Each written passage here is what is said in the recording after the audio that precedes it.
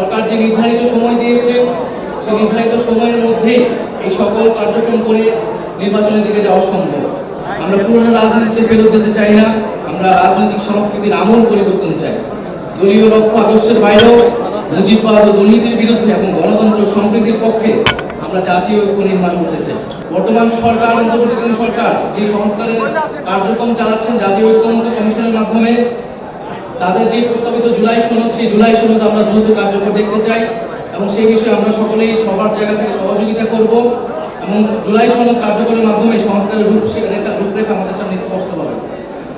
আমরা চাই সংবিধান সম্পর্কিত বিষয় ছাড়া বাকি আরও যে গুরুত্বপূর্ণ সংস্কার কার্যক্রম রয়েছে, যেমন জনপ্রশাসন, পুলিশ ইত্যাদি, এই অন্তর্বর্তী সরকারের সময় অধ্যাদেশের মাধ্যমে দ্রুত বাস্তবায়ন করতে।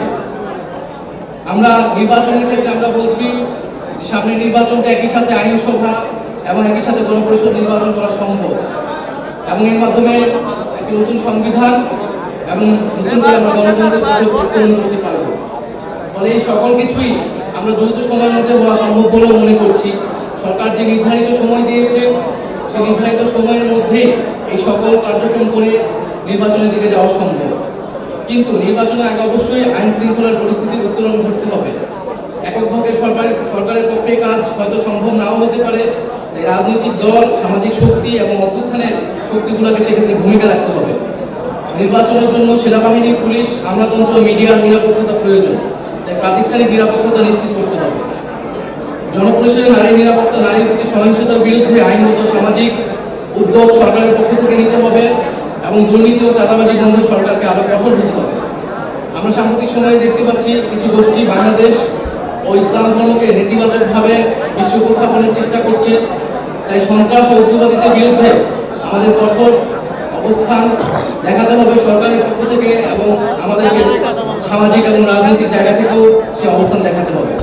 ইসলামের যে সহিংস ও সহানুভূতিশীল মূল্যবোধের চর্চা রয়েছে, যা সাম্য, ইনসাফ ও সম্প্রীতি শিক্ষা দেয়, সেই চর্চা এবং সেই শিক্ষা আমাদেরকে সমাজে নিয়ে আসতে হবে।